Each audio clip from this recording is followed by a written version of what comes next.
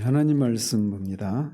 하나님 말씀 로마서 6장 12절과 13절 같이 읽겠습니다. 하나님 말씀 로마서 6장 12절 13절입니다. 하나님 말씀 이러합니다. 그러므로 너희는 죄가 너희 죽을 몸을 지배하지 못하게 하여 몸의 사욕에 순종하지 말고 또한 너희 지체를 불의의 무기로 죄에게 내주지 말고 오직 너희 자신을 죽은 자 가운데서 다시 살아난 자 같이 하나님께 드리며 너희 지체를 의의 무기로 하나님께 드리라. 아멘.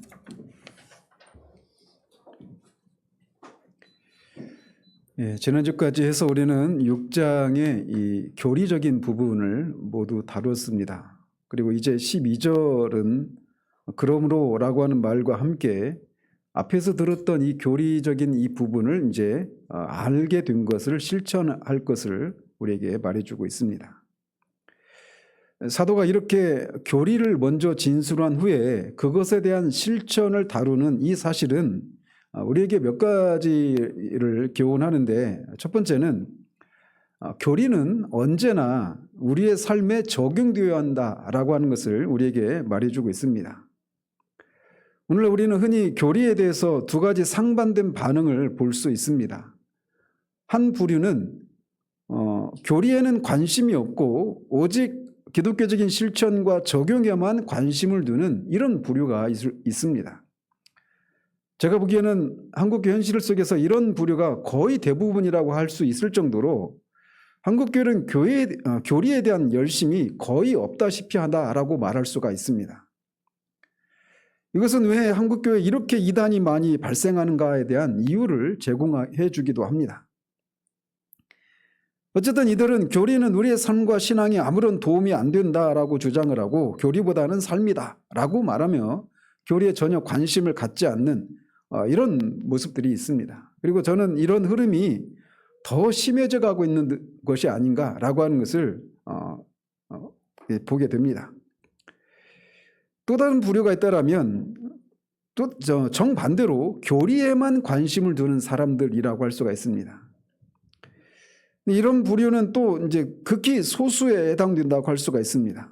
그래서 이런 사람들은 순전히 지적이고 신학적이고 학문적인 데만 관심을 가지고 이런 것과 관련한 어떤 토론과 논쟁 이런 것들에 막 어떤 교리에 맞는지 아닌지 이런 것들을 판단하고 하는 것에 주로 관심을 두고 있는 그런 모습들을 봅니다. 제가 볼 때는 엄밀한 개혁주의를 표방하는 그룹들에서 이런 모습들을 우리가 볼 수가 있어요. 그런데 성경은 이 두 극단에 빠지지 말아야 할 것을 우리에게 말해줍니다. 맹목적인 실천도 우리가 피해야 할 뿐만 아니라 실천이 없는 공허한 교리에 대한 탐닉도 지양해야 한다라고 성경은 우리에게 말해줍니다. 따라서 우리는 성경이 말하는 교리에 대해서 아는 일을 열심을 내야 합니다. 그러나 거기서 멈추면 안 되고 우리가 알게 된 이 교리를 우리의 삶에 적용하고 그것을 경험하는 것 역시 우리에게 필요하다라고 하는 것을 그러므로 라고 하는 말로 시작하는 것을 통해 우리에게 첫 번째로 교훈해 준다라고 할 수가 있습니다. 두 번째로 우리는 실천을 통해서 실천하는 것을 통해 드러난 어떤 삶의 모습을 통해서 우리가 교리에 대한 바른 이해를 가지고 있는가를 거꾸로 알 수 있다라고 할 수가 있습니다. 정통한 교리는 정통한 삶과 실천을 양산한다라고 하는 말이 있습니다. 오소독사 오소프락시아라고 하는 그런 말이 있는데 정통한 교리에 대해서 정통하면 바른 삶이 자연스럽게 따라 나온다라고 하는 말입니다. 즉 이것은 다른 말로는 잘못된 교리는 잘못된 삶을 양산한다라고도 말할 수가 있는 겁니다.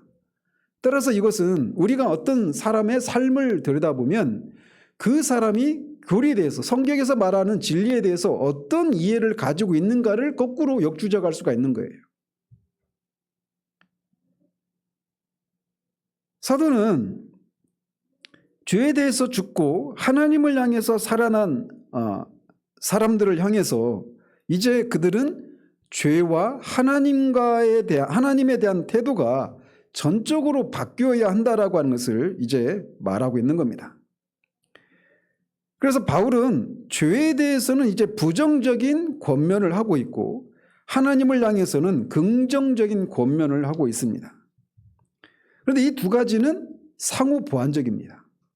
죄에 대해서는 부정적인 그런 태도를 취해야 될 뿐만 아니라 동시에 하나님을 향해서는 긍정적인 이런 태도를 보여야 한다는 것이죠.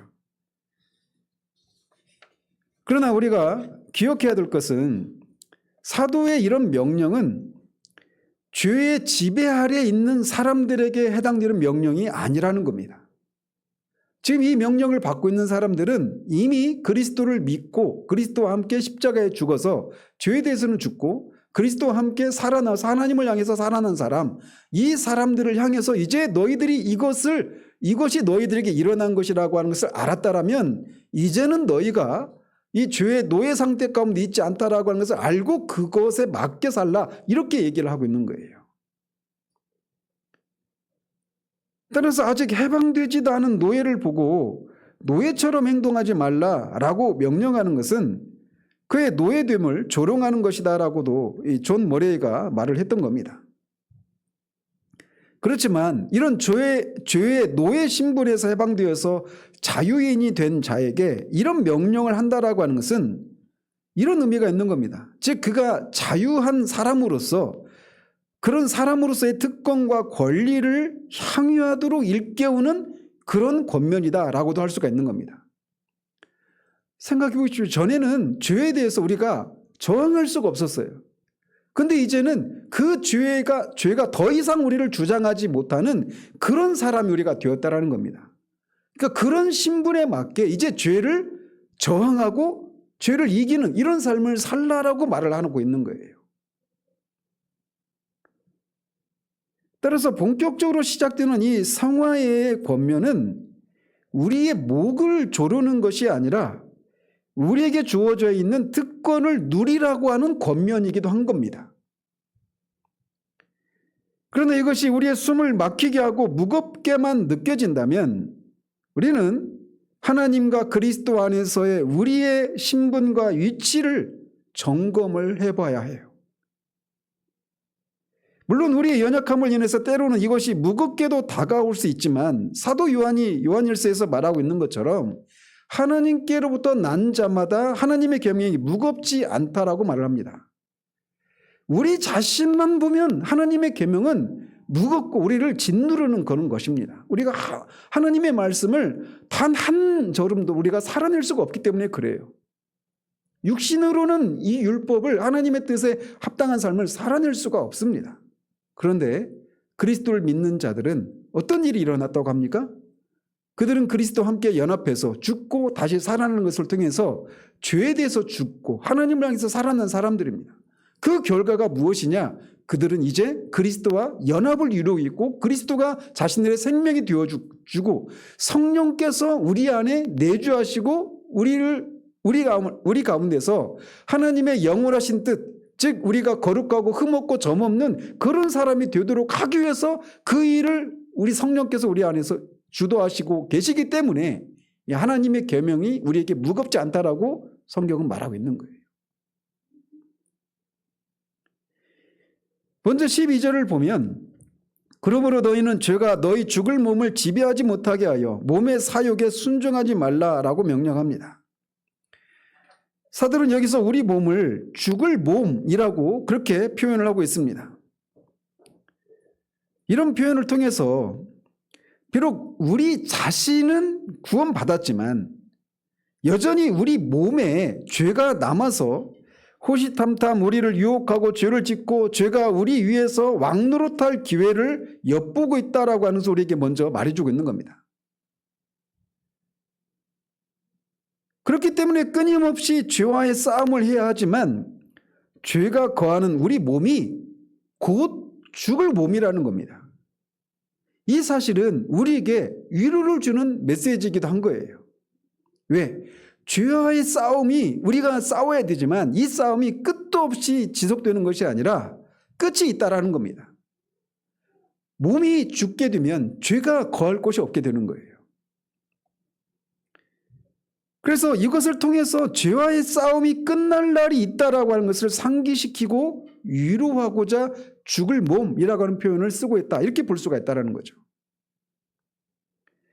또 죽을 몸이라고 하는 표현을 통해서 장차 이 몸과 대조되는 영광스러운 몸을 입게 될 소망도 함께 언급하고 있는 것이기도 합니다.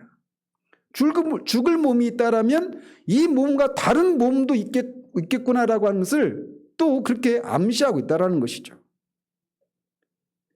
이런 표현을 통해서 사도는 지금은 우리 몸에 남아있는 죄로 인해서 우리가 골머리를 앓아야 하지만 곧 이것이 끝날 날이 올 것이라고 하는 것을 암시하고 있는 겁니다. 그렇습니다. 우리가 죽어서 이 몸에서 벗어나게 될 때 우리는 더 이상 죄와 더불어 싸울 일이 없게 됩니다. 뿐만 아니라 장차 입게 될 영광스럽고 신령한 몸은 더 이상 죄의 영향조차 받지 않아요. 아니 사실은 우리가 그렇게 영광스러운 몸을 입고 있는 그 새하늘과 새 땅에는 죄가 없습니다. 아예. 근데 설령 죄가 있다 하더라도 죄가 더 이상 아무런 영향을 미치지 못하는, 그래서 우리가 죄를 더 이상 지으려야 지을 수 없는 그런 상태가 되는 거예요. 따라서 12절은 죄가 이미 신자가 된 우리에 대해서 그 지배력을 이미 상실하기는 했지만 그 죄가 여전히 우리 몸에 남아서 다시 다스리려고 계속해서 미혹한단 말이죠. 근데 그럴 때 이미 새 생명으로 사는 자유인의 특권을 이용해서 죄가 우리를 다스리려고 하는 것을 허용하지 말아야 한다라고 말을 하고 있는 거예요. 예수를 믿기 전에는 이것이 불가능한 일이었지만 이제 우리는 죄의 요구를 얼마든지 거부할 수 있고 또 그렇게 해야 합니다. 이를 위해서 우리는 죄에게 일체의 기회를 주는 일이 없어야 해요. 따라서 죄의 이름을 부르면서도 여전히 죄로 하여금 우리의 몸을 지배하게 하거나 통제하게 버려둔다면 그것은 우리가 은혜를 헛되이 받은 것이다라고도 할 수가 있는 겁니다. 하나님은 이미 우리가 예수 그리스도와 연합해서 하나님께 대해 살아난 사람이 되게 하셨습니다. 우리는 새로운 피조물이고 우리 안에 새 생명이 우리 안에 있단 말이죠. 그리고 그렇게 우리를 구원하신 목적은 우리를 거룩하고 흠없고 점없는 사람으로 빚으시기 위한 것이에요. 그리고 그것이 가능하도록 모든 것들을 다 구비해 놓으셨습니다. 그런데 그런 우리가 이미 죄의 지배에서 벗어나 있는데 다시금 죄가 우리 몸에 왕노릇하려고 하는 것을 허용하는 것은 이런 하나님을 향해서 우리가 얼마나 하나님의 마음을 아프게 드리는 것인가라고 하는 것을 우리가 기억할 필요가 있는 거예요. 죄는 이미 상실한 자신의 통치 영역을 회복하고자 안간힘을 씁니다.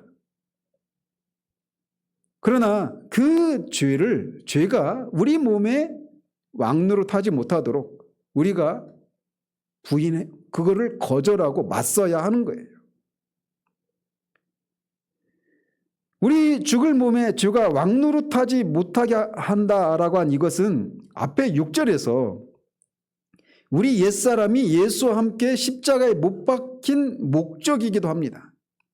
왜 하나님이 우리의 옛사람을 십자가에 못 박게 했느냐? 6절에 보면 우리 죄의 몸이 죽어 다시는 우리가 죄에게 왕노릇하지 않게 하기 위함이다라고 말을 합니다. 우리 자신은 그리스도와 함께 죽고 다시 살아나서 더 이상 죄가 왕노릇할 수 없는 영역으로 넘어왔습니다. 그렇지만 죄가 여전히 우리 몸에 남아 있어서 그 죄에 우리가 순종하게 될 때 죄는 우리 몸에서 왕노릇하게 되는 일이 일어나게 되는 거예요. 그런데 그럴 때에도 우리는 이미 죄의 지배에서 벗어나 있다라고 하는 것을 기억할 필요가 있습니다. 그래서 이거를 구분하는 것이 필요해요. 우리 자신과 우리 몸. 우리 자신은 이미 죄의 지배에서 벗어난 사람들입니다. 그러나 우리 몸에는 여전히 죄가 남아있단 말이죠. 그래서 그 몸을 죄가 지배하려고 하는 이런 것이 가능하다라는 거예요. 언제? 우리가 몸의 사욕에 순종할 때. 몸의 사욕에 순종하게 될 때 죄가 우리 몸에서 왕노릇하는 일이 일어나게 된단 말이죠. 근데 그런 일이 일어나지 않도록 하라고 얘기를 하고 있는 겁니다. 여기서 몸의 사욕이라고 하는 것은 몸이 가지고 있는 정상적인 욕구들을 죄가 비정상적인 욕구로 바꾼 것을 의미하는 겁니다. 원래 우리 몸이 가지고 있는 여러 가지 욕구나 본능은 그 자체로 악하거나 선하거나 그렇지 않아요. 그래서 여러 가지 욕구가 있죠. 수면욕도 있고 뭐 먹고 싶은 욕구도 있고 성적인 욕구도 있고 여러 가지 욕구가 있습니다. 우리 몸이 원하는 것들이. 그런데 죄가 우리 몸을 우리를 지배하는 교두보로 이용할 수가 있다는 겁니다. 따라서 우리는 이것이 자신에게 영향력을 행사하도록 버려두어서는 그냥 내버려둬서는 안 되는 겁니다. 죄는 우리를 몸의 악한 욕구에 순종하도록 유혹해서 우리 몸을 지배하려고 호시탐탐 노립니다. 그러나 우리는 이것들과 맞서서 싸워야 돼요. 때로는 우리가 몸이 막 극도로 피곤하면 자고 쉬어야 되잖아요. 근데 그게 우리들이 일반적으로 그냥 알고 있는 사실입니다. 근데 때로는 그런 정상적인 욕구에 우리가 순종하는 것이 때로는 죄가 우리를 틈타는 그런 것이 될 수도 있다는 거예요. 이 말이 자칫 그렇게 피곤해도 막 주를 위해서 열심을 내야 된다 이렇게만 듣지 않으시길 바라요.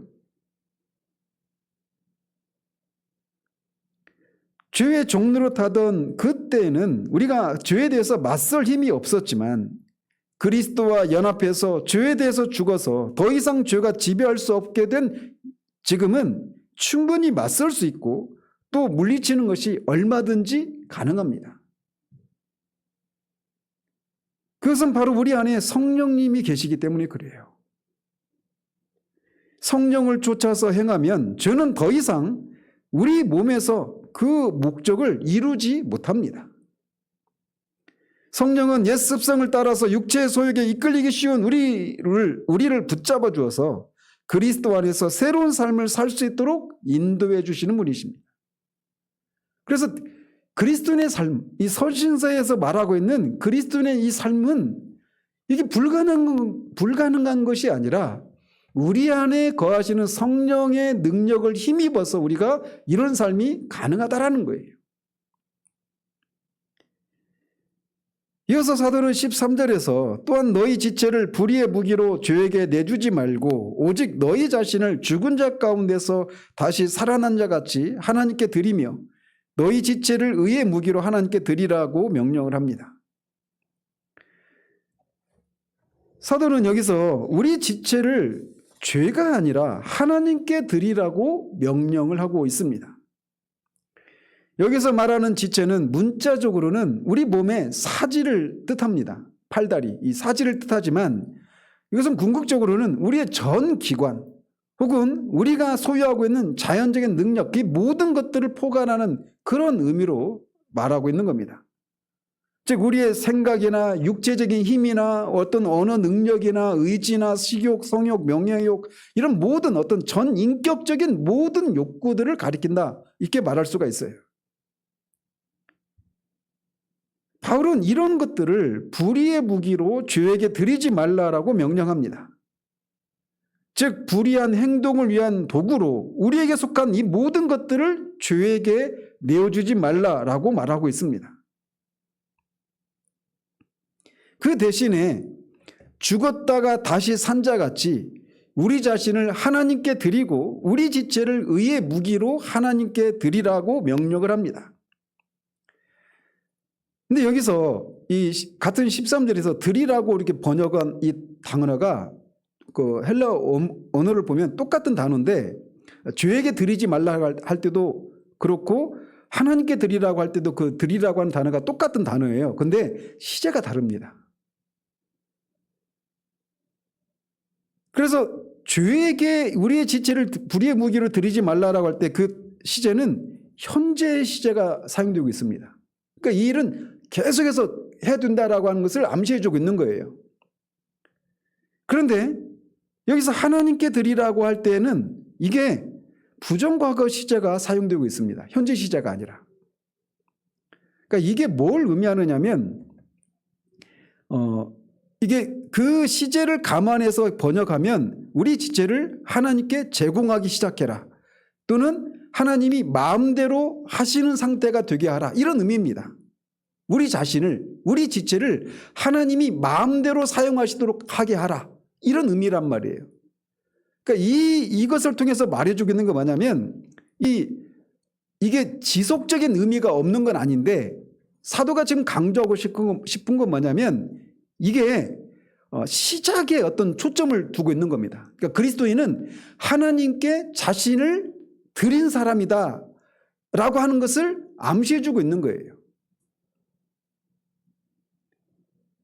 그러니까 성도는 다른 존재가 아니라 우리의 모든 것을 하나님께 이미 드린 사람이라는 겁니다. 그래서 거룩한 사람인 거예요. 거룩이라고 하는 개념 안에는 우리가 죄가 없는 이런 도덕적인 개념도 있지만 가장 먼저는 하나님께 드려지기 위해서 구별된 것, 그 자체가 거룩이라고 하는 개념이 있다고 말씀드리지 않았습니까? 성도는 그래서 성도라고 부르는 거예요. 하나님께 우리는 드려진 자들이라는 겁니다. 하나님을 위해서 구별된 그런 존재라는 거예요. 그래서 우리의 지체들, 즉 전인격적인 모든 것들이 온전히 하나님의 도구로만 쓰여지도록 그분께 위임해야 된다라고 하는 것을 말해주고 있는 거예요. 바로 이 지점에서 우리가 성화를 이루어야 할 동기와 목적이, 이유가 나오는 겁니다. 왜 우리는 우리의 전 인격과 지체들을 죄가 아니라 하나님께만 드려야 할까요? 성화의 궁극적인 목적이 무엇일까요? 우리를 괴롭히는 죄들 때문에, 이 고통스럽기 때문에 그렇게 하는 것인가? 물론 그것을 위해서 우리가 죄에게 우리의 지체를 드리지 않고 하나님께 드리는 이런 이유가 될 수는 있습니다. 그러나 궁극적인 동기는 되지 못해요. 왜 우리는 우리에게 속한 그 모든 것들을 하나님께만 드려야 하는가? 결론적으로 말해서 우리의 모든 것을 하나님께 드려야 하는 이유는 우리는 더 이상 우리의 것이 아니라는 겁니다. 고린도전서 6장 19절 20절에 이렇게 말을 합니다. 너희 몸은 너희가 하나님께로부터 받은 바 너희 가운데 계신 성령의 전인 줄을 알지 못하느냐? 너희는 너희 자신의 것이 아니라 값으로 산 것이 되었으니 그런즉 너희 몸으로 하나님께 영광을 돌리라. 이렇게 말합니다. 신자는, 그리스도인은, 구원받은 그리스도인의 그 신분은 바로 이것입니다. 더 이상 우리가 우리의 것이 아니에요. 우리는 핏값으로 사신받은 사람들이라는 겁니다. 그럼 우리의 주인이 누구라는 거예요? 하나님이시라는 겁니다. 그렇기 때문에 우리의 모든 것을 하나님께 드려야 한다는 거예요. 하나님이 마음대로 쓰시도록 우리의 모든 것들을 하나님께 위임해 드리는 것, 이게 신자라는 겁니다. 우리가 서신서를 여러분이 계속 읽어보시면 우리가 헌신에 대해서 잘못된 개념을 갖고 있구나라고 하는 것을 저는 보게 돼요.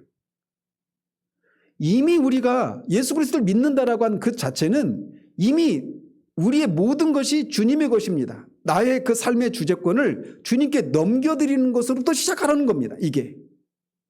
근데 이게 마치 우리가 성숙한 그리스도인이 되어서 나중에 해야 되는 것처럼 이렇게 생각하는데 그게 아니라는 거예요. 그리스도인은 아예 온전한 헌신이 출발점입니다. 또 다른 구절을 보면 로마서 14장 7절 9절에 보면 이렇게 되어 있어요. 우리 중에 누구든지 자기를 위하여 사는 자가 없고 자기를 위하여 죽는 자도 없도다.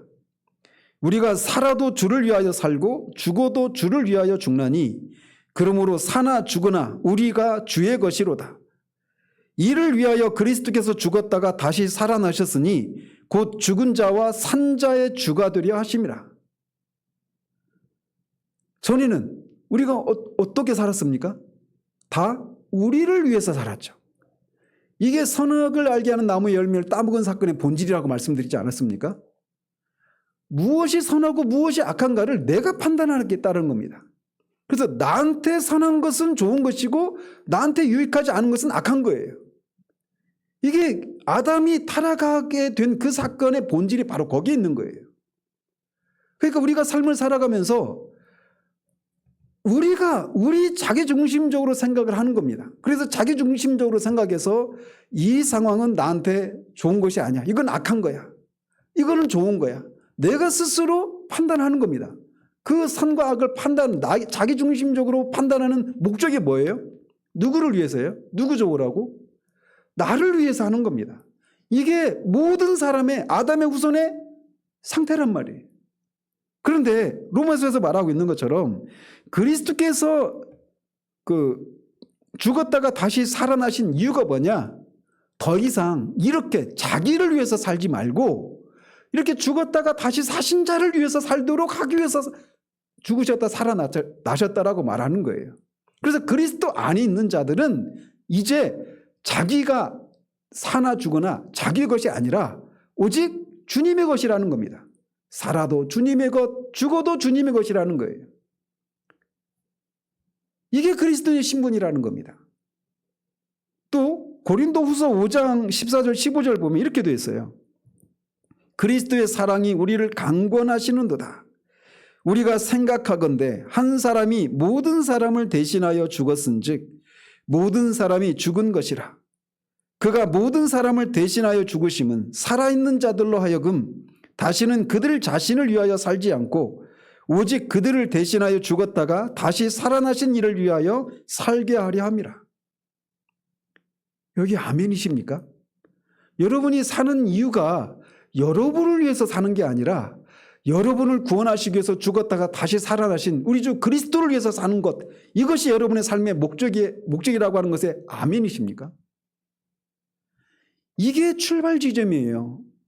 이게 구원받은 이후에 어느 정도 순종을 하고 훈련을 받은 후에 성숙했을 때 고백하는 것이 아니라 이게 출발 지점이라는 겁니다. 그리스도인이 된다라고 하는 것은 더 이상 나를 위해서 살지 않고 그리스도를 위해서 하나님을 위해서 사는 삶을 시작하는 것을 의미하는 거예요. 예수를 믿는다라고 하는 것은 바로 그것을 의미하는 겁니다. 오순절에 사도 베드로가 그 유대인들에게 설교를 하죠. 너희들이 십자가에 죽인 그 예수가 다시 살아나셨는데 하나님이 그를 주와 그리스도가 되게 하셨다. 예수님이 주님이시라는 겁니다. 산자와 죽은 자의 주님이셔서 산자와 죽은 자를 심판하시는 그런 하나님이, 그런 분이시라는 거예요. 그런 그럼 예수님이 그런 주님이라고 하는 것을 인정하는 삶을 살 것이냐, 아니면 내가 주인 된 삶을 계속 살 것이냐, 이 기로에 서 있는 거예요. 그리스도인이 된다라고 하는 것은 그 둘 중에 하나를 선택하는 것을 의미하는 겁니다. 예수님을 나의 구세주로, 내 모든 죄를 사해 주시는 그런 구세주로 우리가 영접한 후에 어느 정도 시간이 흐른 후에 다음에 예수님이 우리의 주님이 되시는, 어느 정도 시간이 흐른 후에 우리의 삶의 주재권을 주님께 내어드리는, 이게 아니라는 겁니다. 아예 출발 자체가 그리스도인이 된다라고 하는 것은 나의 삶의 주인이 주님이십니다. 나의 삶을 주님께 넘겨드립니다. 이렇게 출발하는 것이라는 거예요. 그러니까 이 일은 어때요? 두려운 일이죠. 내가 죽는 건데 내 삶의 목적이 나를 중심으로 살아갔던 사람이, 나를 위해서 살았던 삶이 아니라 이제 완전히 주님을 위해서 내 모든 삶을 주님께 내어드리는 거예요. 이게 쉬운 출발이 아니죠. 그런데 복음이 뭡니까? 그런 삶을 살 수 있도록 우리를 그리스도와 연합을 시키시고 성령을 우리에게 주신다라는 겁니다. 그래서 그 주님께 순종하는 삶을 통해서 주님이 사셨던 삶을 사는 거예요. 그리고 그 삶에 그 안에서 참된 그런 만족과 기쁨과 행복을 누릴 수 있다는 것입니다. 안 계신 분 얘기해서 죄송하지만 한 집사님이 막 그 예수를 이제 믿으면 믿어야 될 것은 알겠는데 믿으면 이제 이렇게 살았던 삶이 아니라 다른 삶을 살아야 될 것에 대한 이런 두려움이 있어서 주저하고 계시잖아요. 근데 저는 그 얘기 듣고 우리 교회에서 전해지는 메시지가 바르게 선포됐구나 이런 생각을 하면서 어떤 면에서는 위로를 받습니다.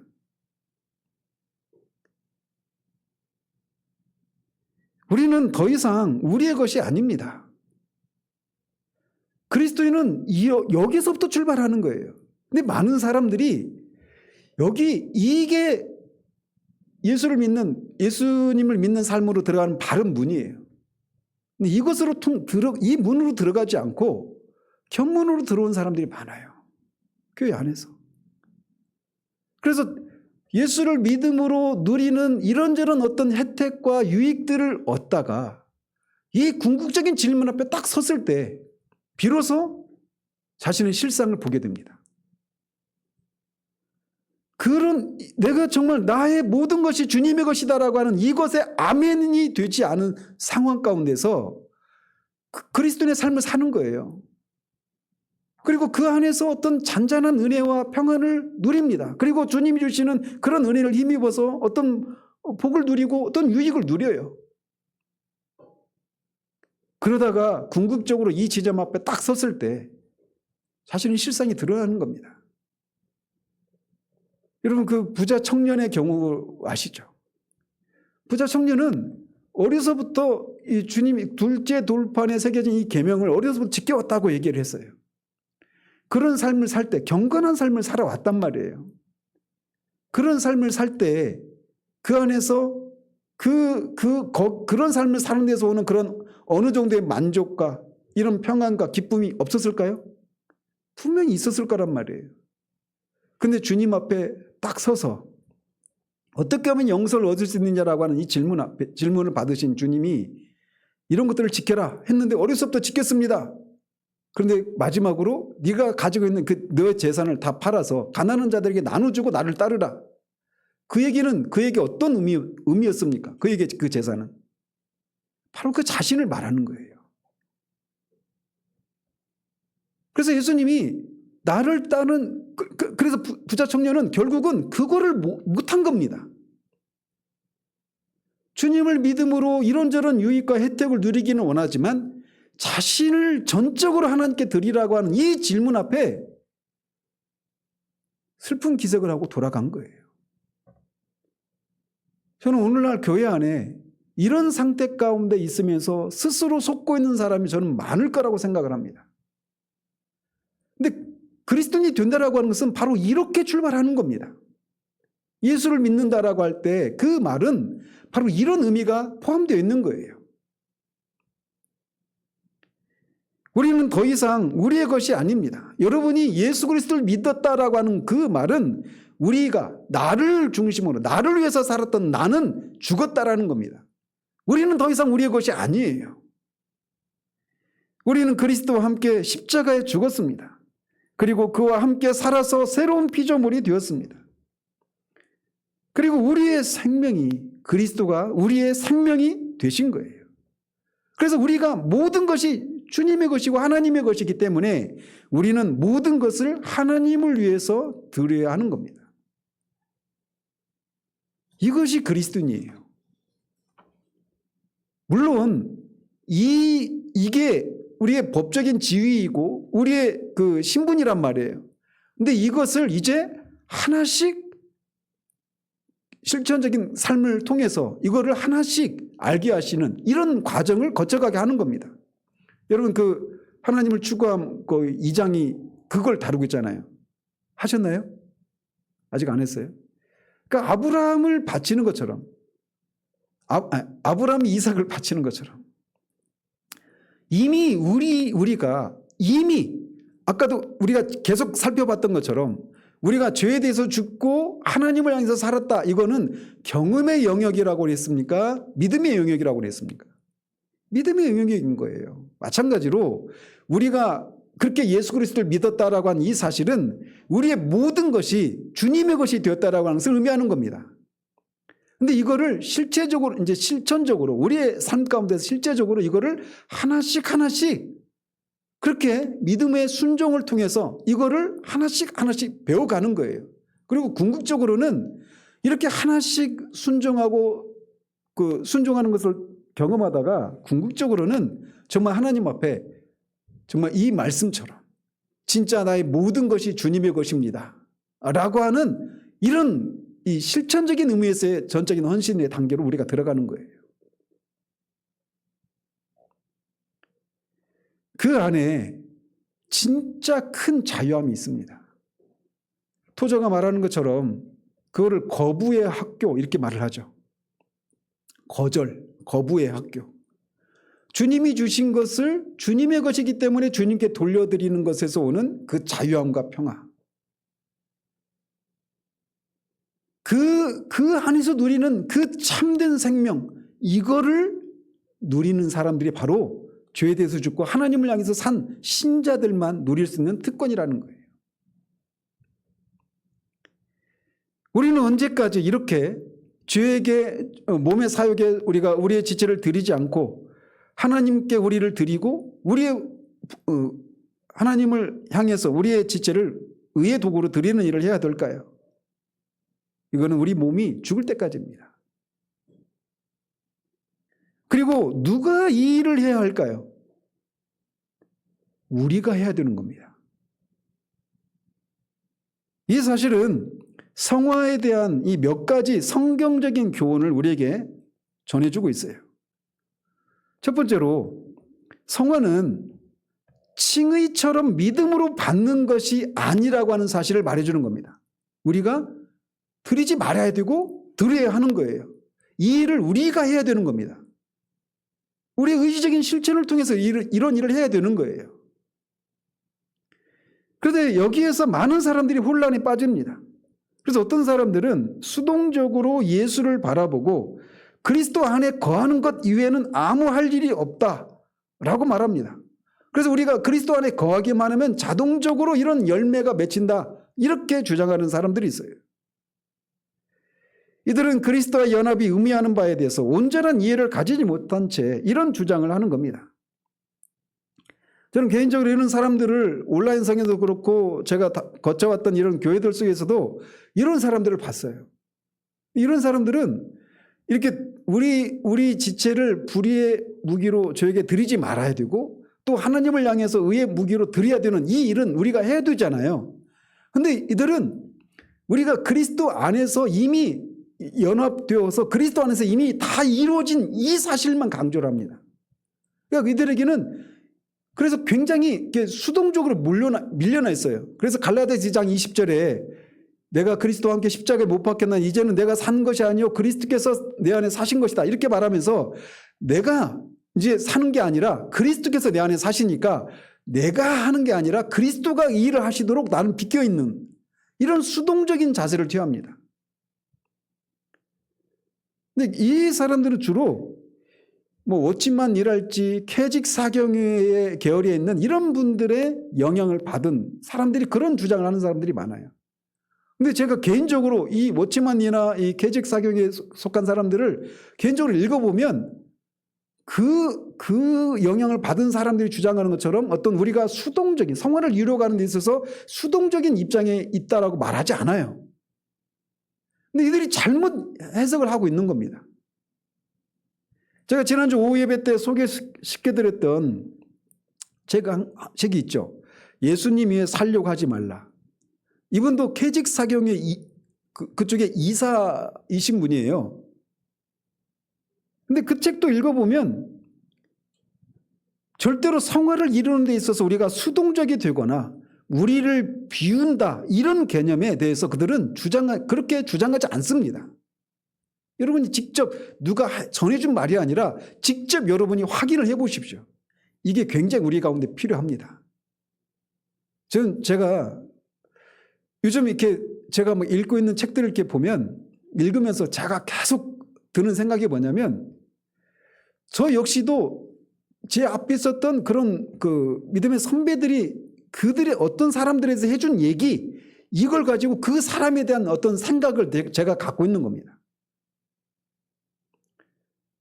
직접 내가 이거를 직접 읽어보고 정말 그런가, 이런 태도가 필요한데, 이것이 없이 그냥 다른 사람이 전해준 그 생각을 그냥 내가 갖고 있는 겁니다. 그게 좋은 쪽이든 나쁜 쪽이든 그런 방식으로 우리가 그 어떤 사실을 알아서는 안 돼요. 우리가 직접 그거를 알아보는 이런 태도가 필요해요. 베리와 성도들처럼 사도가 전해준 말을 성경이 정말 그렇게 말하고 있어? 라고 하면서 그걸 상고하는 것처럼 우리에게 이런 자세가 필요합니다. 제가 뭐 로이드 존스를 좋아하고 뭐 이런 얘기 하잖아요. 근데 여러분이 로이드 존스에 대해서 긍정적으로 평가하는 제 말이 아니라 여러분이 직접 읽어보시고 정말 그러한가, 이런 태도가 필요하다는 거예요. 또 캐잭 사경에 대해서도 마찬가지고, 뭐 어떤 비판적인 그런 입장에 있는 그런 분들의 경우에도 여러분이 직접 한번 읽어보시고 판단하시라는 거예요. 어쨌든 이런 분들을 잘못 읽은 사람들은 보면은 아무런 갈등이나 싸움이 없이 고요하고 매사에 평안합니다. 제가 그때 열린교회에서 만난 한 형제가 있는데, 그 형제는 워치먼 일을 잘못 읽었어요. 그래서 기도를 할 때 기도를 안 합니다. 기도는 하긴 해요. 근데 아버지 감사합니다. 아버지, 이걸 1시간 넘게 합니다. 그러니까 뭐 기도 가운데 막 씨름하고 겟세마네 동산에서 주님이 막 땀이 피가 되도록 싸우시는 이런 모습이 없어요. 이미 다 이루어진 거니까. 그저 승리를 선포하고 감사를 아뢰고 있는 이런 모습일 뿐이에요. 도사들처럼 얼굴에 웃음이 가득하고 어떤 일에도 근심 걱정을 안 합니다. 자, 그런 모습만 보면 정말 아주 신앙의 높은 경지에 다다랐구나, 이런 생각할 수 있겠지만 그들은 자신의 양심을 속이고 있는 겁니다. 어쨌든 잘못된 주장이긴 하지만 이렇게 성화는 칭의처럼 믿음으로 취하는 것이다. 그리고 믿음으로 취하는 것이기 때문에 우리가 할 일이 없다. 우리는 수동적인 이런 입장이 있고 우리를 대신해서 주님이 일하시게 하는 이런 것을 통해서 우리가 성화를 이룬다, 이렇게 주장을 해요. 그래서 그들이 많이 주장하는 근거 구절이 요한복음 15장입니다. 나는 포도나무요 너희는 가지다. 그래서 포도나무에 가지가 붙어 있으면 뿌리에서부터 수액이 올라와서 가지가 자연스럽게 그 영양분을 공급받고 열매를 맺히는 것처럼, 가지가 막 붙어 있으려고 막 애를 쓰고 이런 게 아니라 그냥 붙어 있으면 자동적으로 수동적으로 이렇게 되잖아요. 그런 거를 얘기를 합니다. 그 구절을 많이 인용을 해요. 그래서 우리가 성화를 이루기 위해서 주님을 바라보는 것 이외에는 아무것도 하지 않아도 된다, 이렇게 얘기를 하는 겁니다. 그런데 로이드 존스는 그 비유조차도 이거를 그들이 잘못 해석했다라고 얘기를 해요. 그들은 가지가 그저 열매를 보기만 할 뿐 아무 일도 하지 않고 나무가 전적으로 그 열매를 맺기 위한 일을 한다, 이렇게 주장을 하는 거예요, 이 구절을 가지고. 그런데 실상 그렇지 않다라는 거죠. 가지가 나무로부터 수액을 받으면 그냥 가만히 있는 것이 아니라 이 가지가 또 잎을 맺고 또 잎이 또 광합성을 하고 그 산소를 배출하고 이산화탄소를 흡수하고 이런 일들을 한단 말이에요. 또 그들은 이런 주장을 펼치기 위해서 인용하는 사건이 있는데, 출애굽기에서 이 이스라엘 백성이 홍해를 건널 때 그 장면을 많이 언급을 합니다. 앞에는 홍해가 가로막고 있고 뒤에는 애굽의 병사들이 쫓아옵니다. 그럴 때 막 백성들이 원망을 하죠. 그럴 때 하나님이 그 모세에게 하셨던 말씀이 여호와께서 너희를 위하여 싸우시리니 너희는 가만히 있을지니라. 그래서 하나님이 모세를 통해서 그 지팡이로 그걸 가리키니까 홍해가 갈라지고 마른 땅이 나서 거기 통과하죠. 그랬던 것처럼 이 일에 있어서 이스라엘 백성들은 전적으로 수동적인 입장이 있는 겁니다. 여호와께서 다 하신 거예요. 그런 것처럼 우리도 성화를 이루는 일에 있어서 우리도 그런 자세를 취해야 된다, 이렇게 주장을 해요. 그런데 성경적인 그런 성화를 말해주는 어떤 그 역사적인 사건 속에서, 구속사적인 사건 속에서 성경적인 성화에 가장 근접한 사건은 이 홍해를 건널 때가 아니라 요단강을 건널 때예요. 요단강을 건널 때 그때는 하나님이 물을 다 말려놓으시고 건너라고 하신 게 아니에요. 물이 여전히 넘실대고 막 언덕으로 넘치는 상황이었습니다. 그런데 어때요? 벗개를 맨 제사장들이 벗개를 메고 발을 디뎠을 때 물이 물러갔습니다. 그거는 믿음의 행보죠. 그러니까 하나님이 그렇게 하라고 하신 그 하나님, 그리고 그렇게 말씀하신 분은 반드시 하신다라고 하는 이 믿음을 발휘해서 그렇게 한 것이란 말이에요.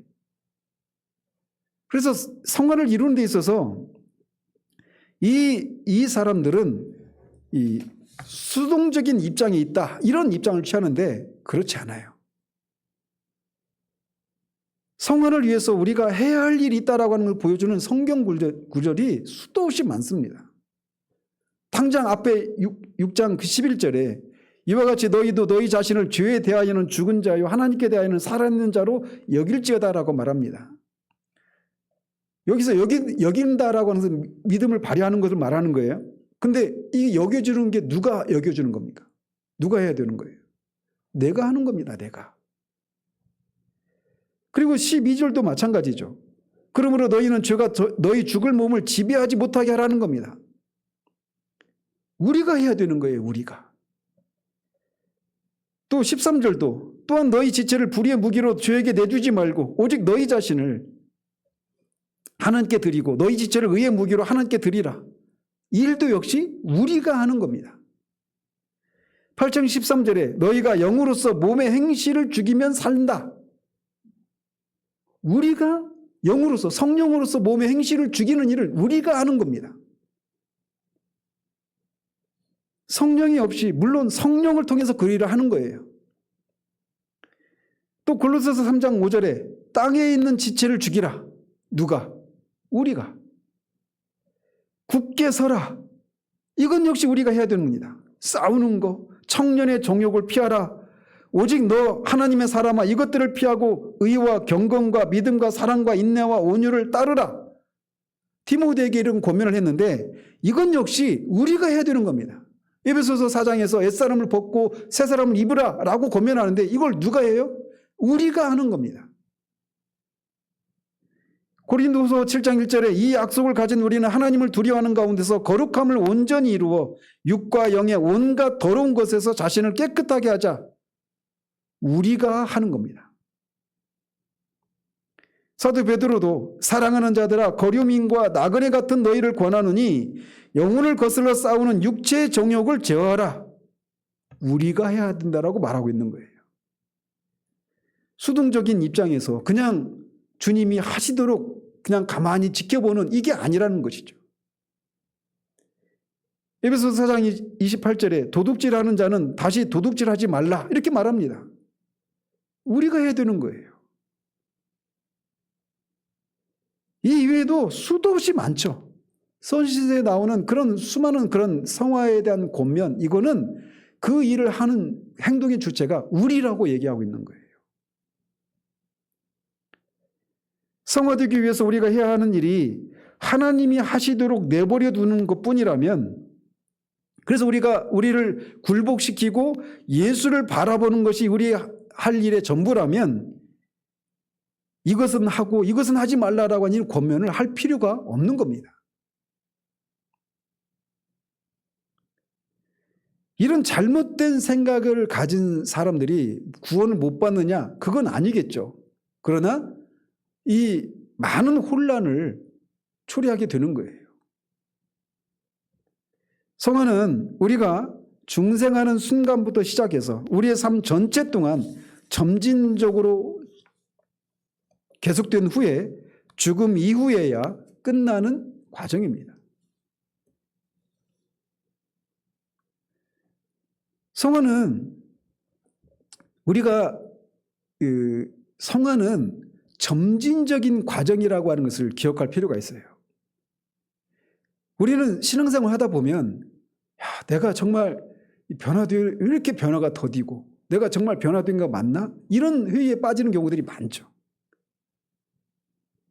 그래서 어떤 은혜 체험을 통해서 내가 막 급격한 어떤 성화를 이루는 이런 것에 대한 소망이 있어요. 그런데 나중에 이제 살피겠지만 체험 자체가 성화는 아닙니다. 성화를 촉진시키는 것일 수는 있지만 체험 자체가 성화는 아니에요. 그래서 성경은 성화를 점진적인 이런 과정이라고 우리에게 말해주고 있어요. 물론 그런데 이 점진적인 과정이라고 말할 때 이 성경에서 말하는 이 변화의 속도와 우리 이 현실 속에서 보이는 이런 성화 속도가 너무 큰 차이가 있는 이런 가난한 현실을 우리가 보게 됩니다. 그러나 분명한 건 성경은 우리들에게 우리가 거듭난 자들이라고 이렇게 말을 하면서 동시에 고린도전서 3장에 보면 그리스도 안에서 어린아이다 이렇게 말을 하고 있어요. 물론 책망하는 말이지만 그리스도 안에서 어린아이 상태에 있는 사람이 있다는 것이죠. 또 사도 요한일서에서 그런 걸 많이 보는데 거기 보면 자녀들아 청년들아 아비들아 이런 표현들을 하죠. 즉 신자들 안에도 영적인 이건 단순히 어떤 육체적인 나이를 가지고 이렇게 얘기하는 게 아닙니다. 그것도 포함되겠지만 그래서 이 말은 그리스도인이 자녀들이라고 어린아이라고 청년이라고 또 아비들이라고 부르는 그런 과정이 있다라고 하는 것을 우리에게 말해주는 거예요. 거듭나서 성인으로 갑자기 도약하는 것이 아니라 성장의 과정을 거친다라는 겁니다. 우리는 구약 성경에서 이런 그리스도인의 삶을 그러니까 구약 성경에서도 우리가 유추할 수가 있어요. 이스라엘 백성들은 애굽에서 영단번에 해방이 되었죠. 출애굽이 그걸 말해주죠. 그리고 애굽 사람들은 홍해에 빠져 죽었습니다. 그러니까 이거는 우리가 그리스도와 함께 죽고 다시 살아났다라고 하는 것을 비유적으로 보여주는 사건이라고 할 수가 있어요. 그런데 이 이스라엘 백성이 이렇게 그들을 지배했던 애굽 사람들은 홍해에 빠져 죽고 자신들은 홍해를 건넜어요. 그러면 이스라엘 백성들의 고통이 다 끝났습니까? 아니죠. 그들은 아직 약속의 땅으로 들어가지 못했어요. 그 약속의 땅을 아무튼 40년의 그 방랑 생활을 끝에 들어가긴 했지만 거기 들어가서 그들이 이제 불행 끝 행복 시작 이렇게 되지 않았죠. 그렇게 우여곡절 끝에 가나안에 들어갔지만 거기서도 여전히 문제가 있었어요. 즉 그들은 비유적으로 보면 상화된 지위에 있었지만 여전히 싸워야 할 적들이 있었고 여러 가지 문제와 어려움이 있었다는 거죠. 마찬가지로 우리도 그리스도와 함께 십자가에 죽고 죄에 대해서 죽고 하나님을 향해 살아서 살아난 그런 사람들이지만 여전히 우리에게는 이런 문제들이 있다는 겁니다. 그래서 마가복음에서 주님은 이 성화를 이런 식으로 비유를 해요. 농부가 땅에 씨를 뿌리고 집에 돌아가서 밤낮 자고 깨기를 반복한 농부의 모습을 얘기를 합니다. 비유적으로. 그래서 하나님 나라는 씨를 뿌리고 나면 이게 농사 지어보신 분은 아시죠? 씨를 뿌리고 나면 땅속에 들어가 있는 씨가 죽었는지 살았는지 잘 확인이 안 되죠. 근데 어느 날 비가 내리고 해가 찌고 몇 날이 지나고 나면 거기서 싹이 나오죠. 아주 연약한 싹이 나오는데 이게 점점 줄기가 나오고 잎이 나오고 하면서 열매를 맺는 거잖아요. 성장의 과정을 거친다는 겁니다. 하나님은 우리를 한 단번에 완전히 죄가 없고 완벽한 존재로 만드실 수 있을까요? 없을까요? 얼마든지 하실 수 있죠. 그렇지만 하나님이 그렇게 하시지 않으신 겁니다. 마찬가지로 사탄에 대해서도 마찬가지. 우리가 사탄과 사망의 지배에서도 벗어났잖아요. 그런데 사망을 통과해야 되죠. 사탄이 여전히 우리를 우는 사자처럼 우리를 삼키려고 하죠. 그거 얼마든지 단번에 끝내실 수 있잖아요. 근데 그렇게 안 하신 거예요, 하나님이. 우리의 성화 역시 마찬가지입니다.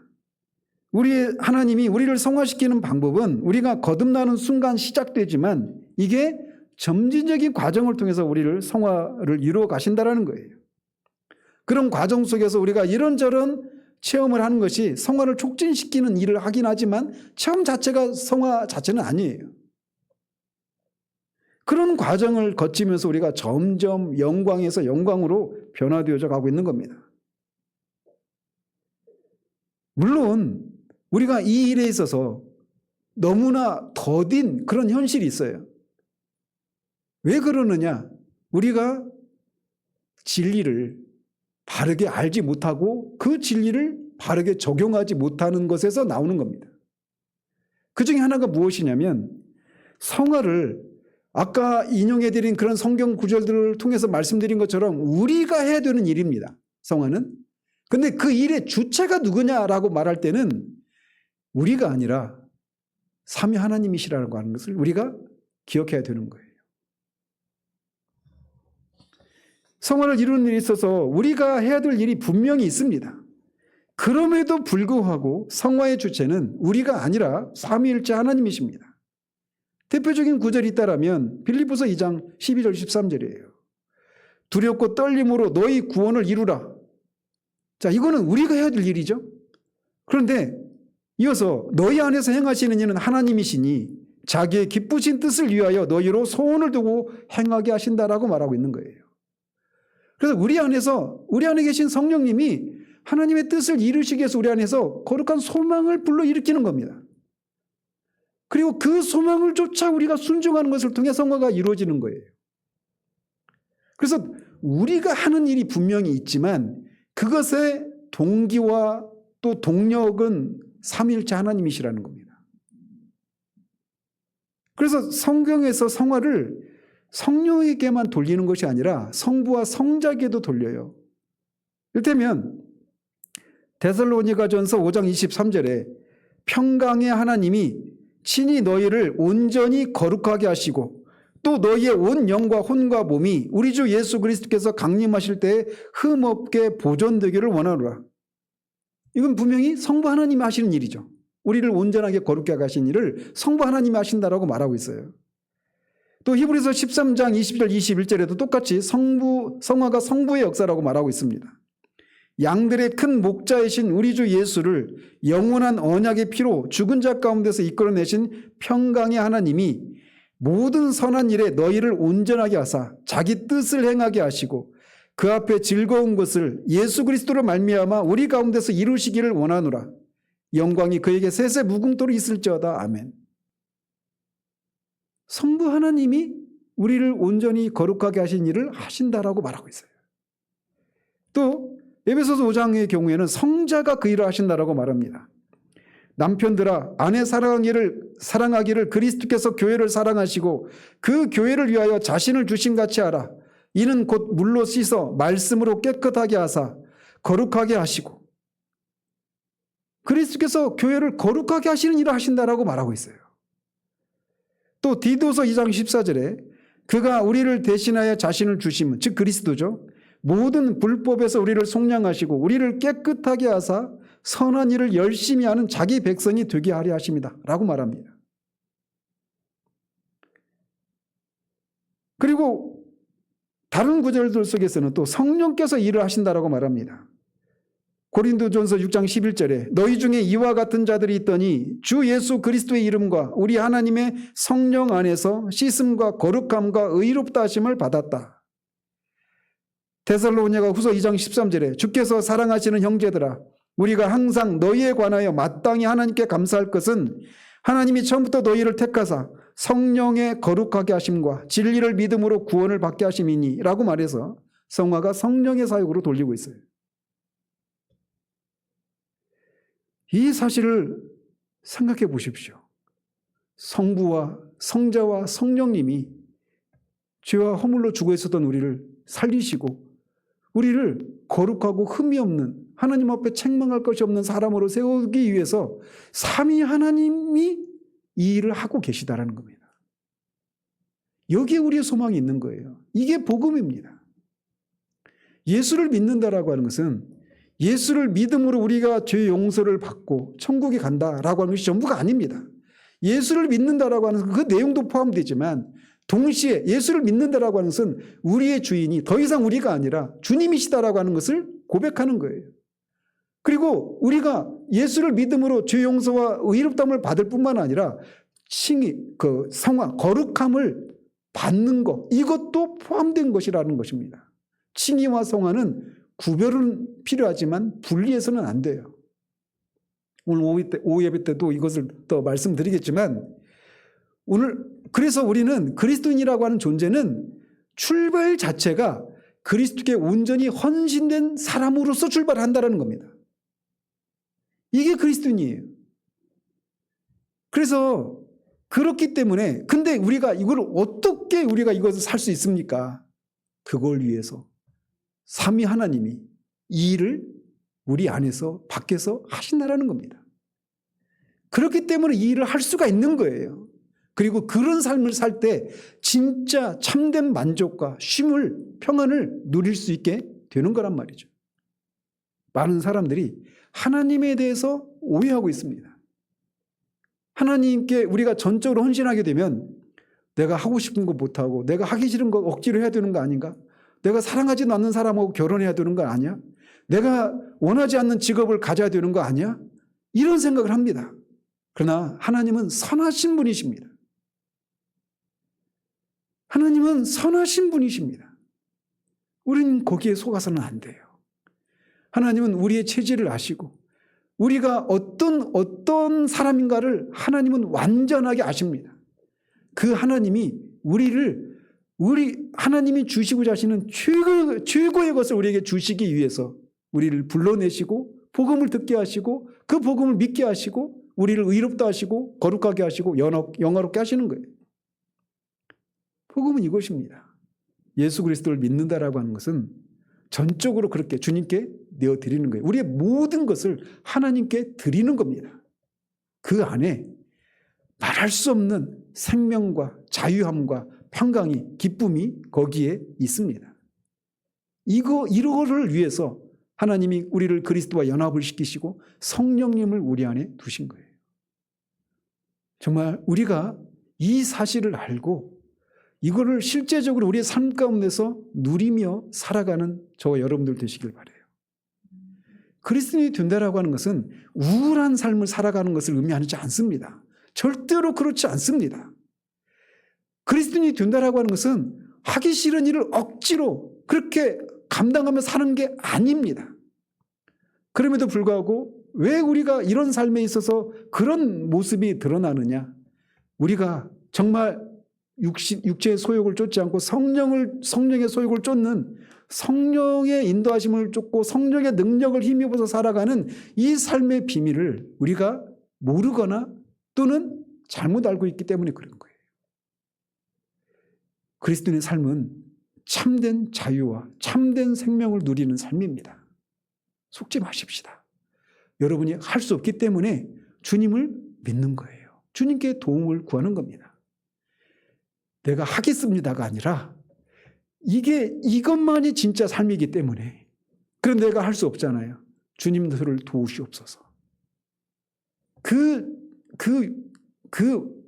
간구에 하나님이 응답하시는 겁니다. 그래서 우리가 이 그리스도인의 삶을 살 수 있는 거예요. 제 마음에 막 슬픔이 가득해요, 사실. 근데 어떤 이유 때문에 그런데.